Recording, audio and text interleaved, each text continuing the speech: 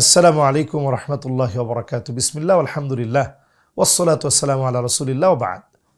আধুনিক অর্থনীতির সাথে ইসলামী অর্থনীতির আপনি যদি পার্থক্যটা চিন্তা করেন, আমি মুসলিম, আমাকে প্রথম মেনে নিতে হবে আল্লাহ রাব্বুল আলামিন আমাকে যা অর্ডার করেছেন সেগুলো মানতে হবে, যেগুলো নিষেধ করেছেন সেগুলো থেকে বাঁচতে হবে। আধুনিক অর্থনীতি অনেক সময় আমাদেরকে অর্থনীতির এমন ভিত্তি আমাদের চোখের সামনে তুলে ধরে, আমার কাছে মনে হয় লাভ যেন অনেক বেশি হচ্ছে। দুনিয়ার এই সফলতাই চূড়ান্ত কথা না।